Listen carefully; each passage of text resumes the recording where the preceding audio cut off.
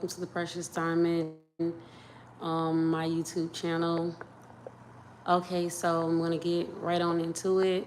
I want to tell you about my story. I know the story is so twisted. I'm gonna explain it to you the best way I know how to tell you everything. Okay, you see this mark right here?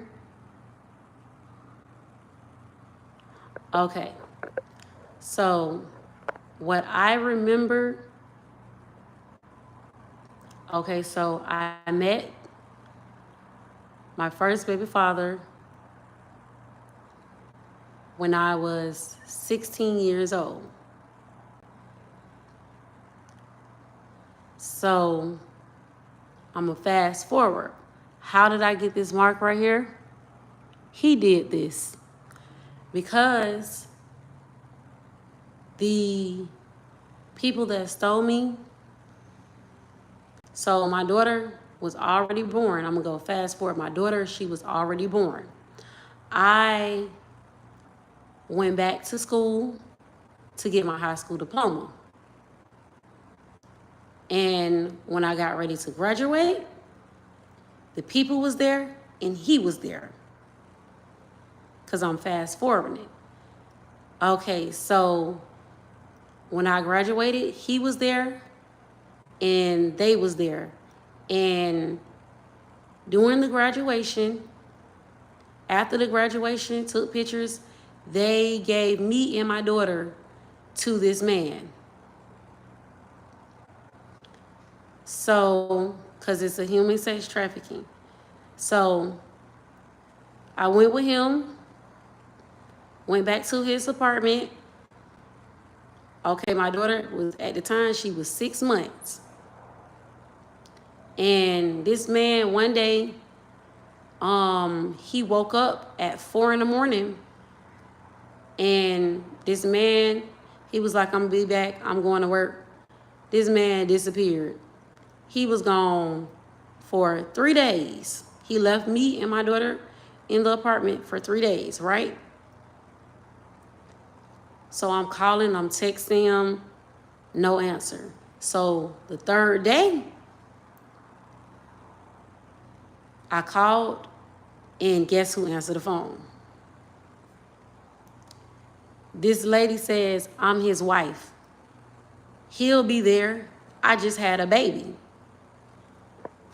Y'all, I like, what the world? What? Did you just like, what the world? Yeah.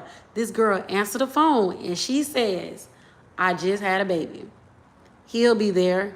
I'm in the hospital. And so I'm like, okay, so what I did was I started packing me and my daughter's stuff up. Me and my daughter clothes up and stuff like that. Then all of a sudden, okay, so me and my daughter's stuff is already packed up. It's in the corner. So at this point, I went outside on that day and sat down. This man across the street saw me over there crying. He came over and he was like, are you okay? And I was like, I'm just like out of it. I'm like, no. I'm telling him what happened. So he like, okay, we finna go in here and get your stuff or whatever. So he went into the man's apartment.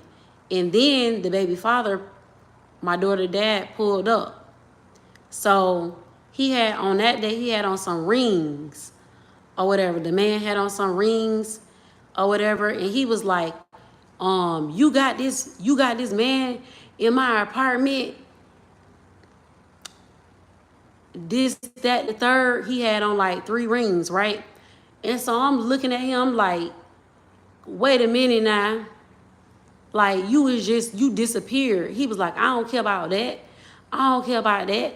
So, what else happened? Okay, so he was like, I don't care about that, or whatever the case may be. So, the dude, he ended up leaving. So, my daughter, so now we in the room. So this man takes his fist and this man punched me. This is how I got this mark. This man punches me in my mouth. And it was a hole. It healed. You could see it. It healed. So it was blood everywhere. It was a hole. So That day kind of calmed down or whatever. I went into the living room. I was irritated, frustrated. So fast forward, the fourth day, this man asked me, I cleaned myself up. I gave him a black eye because he had punched me. No police was called or anything like that. So the fourth day, everything calmed down. This man asked me to braid his hair because his son had a graduation.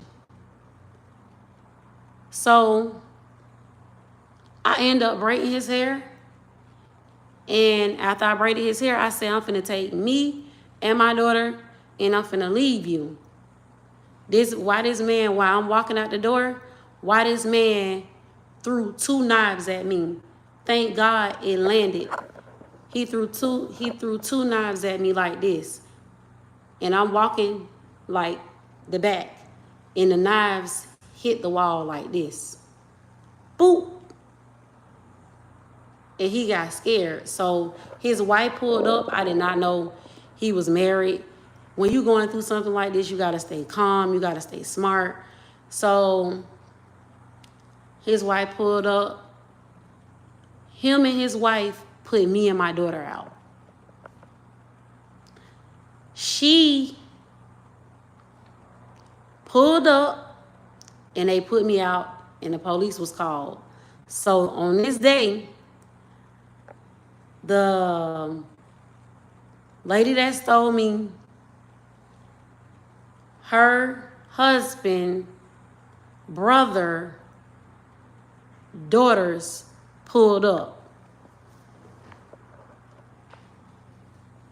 So I hope you following me. I'm telling my story. So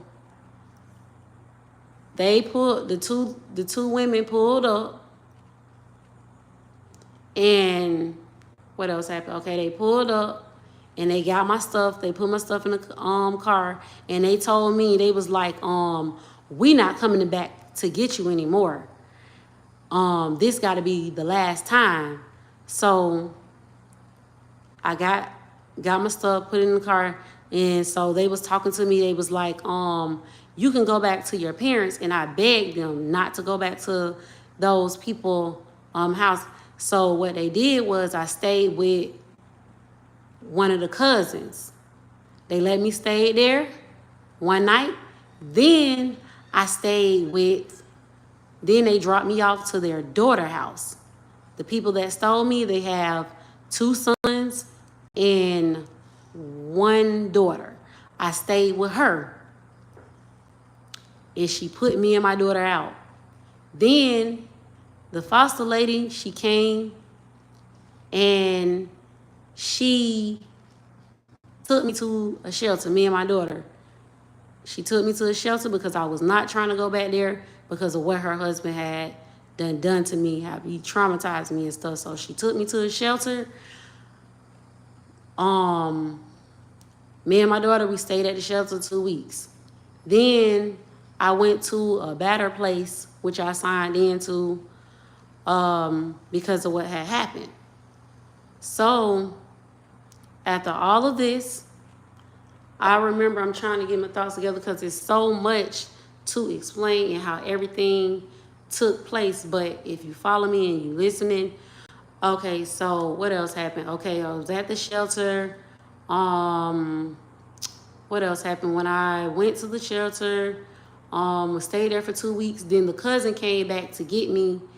And I remember one of the cousins, we was talking or whatever. She was like, you gonna tell me why you don't want to go back to your mom and dad's house because they will let you come back with open arms. So I finally told her. And so after that, she said, I'm going to get down to the bottom of this. So she said, I'm going to set up a meeting. So she set up a meeting. We had a meeting inside these people's church. It was me, my 6-month-old daughter, his mother, his brother, and of course, the lady that stole me, she was there. and the cousins was there, and we all sat down in the church. And so the cousin had spoke while we was in the church, and so she was like, you need to speak and open up. So I said, so I started talking about what happened. And so he was like, you lying. He said, you're lying. He said, that did not happen. And I was like, we're in a church. I said, you are a bishop. And so we had a conversation. They denied it. Him and his wife denied it. And so after that, I got back in the car with the cousin, and I went back to a friend's house. This story is so long and so twisted, but that's how everything started. If you're listening, I have gone through the most, and I'm looking forward for my daughters to be back in my care for their safety, because I was keeping my kids safe this whole entire time. I even went to the extent to keep my daughters out of school, because safety is first. When this all started, this investigation started last year. Like I said, I was never free. When you're in a human sex traffic situation, something similar to mine like this, you are never free. You are always bounded to those people and the people that they know and the people that they send in to monitor me. How did I get out here in these apartments? This lady brought me out here too, and they signed me up. It took me 5 long years to get out into these apartments due to all the chaos and commotion and the trauma that they put me through. None of this is my fault, so I'm looking forward for justice for me and my three. I'm standing up for myself. The man got arrested. Anytime, I know people may be like, oh, it's sad and stuff like them, and but no, I have to think about me and what I have gone through, and the truth is finally out. To the extent how far they would go, because they never cared about me. They stole money from me. And I deserve to know everything that these people did to me. I deserve to know everything that these people did to me. I know they stole me. My story is similar to Kamaya Mobley. They got stolen from her from the hospital, but my story has a twist to it. So that's exactly what happened. It's so much. That's why I say it's so much to speak on. It's so much to talk about. Got to get my thoughts together. But that's exactly what I remember. And I have a 14-year-old, a 13-year-old, and an 8-year-old. That's 35 years of being human trafficked. All together, if you add that up, that's 35. They said that I'm 33 years old, and my birthday, I believe my birthday is not on October the 4th. I believe my birthday is October the 11th. When I talked to this lady, when the lady talked to me, Sanderson, that gave me the pamphlet, she told me, she said, I'm so sorry, Miss Johnson. I hope I make sure that you receive justice. I know they was supposed to keep up with me, but that's why I made sure I contacted the news, because me and my 3 daughters, our life was snatched away and stolen. We deserve justice. We deserve it all. And I'm not going to stop. Even though I'm tired, even though I'm exhausted, I'm not going to stop, because for the safety of my 3 daughters that I have been there for and been taken care of, we deserve justice. We deserve the full justice of it all. And I thank you guys for listening to me. Love, light, peace, and joy. And I'll be back to share more information on this, on my story, my life journey. Make sure you share my story if you have a heart and if you care. What Child Protective Services did, they was totally wrong. It was so many polices out there, and I'm still here. That's because they wronged me. I didn't wrong them. And I'm looking forward for all 3 of my daughters to be back in my care, in my custody. And if you're watching Child Protective Services, I don't never want to see you. I don't never want you to step foot to me about no kids, because I'm going to have more kids. I want more kids. I don't need y'all to step foot in my area, in my energy, because I was so wrong all around the border. I'm standing up for myself, and I'm standing up for the safety of my 3 daughters, and I'm not wrong. I am right.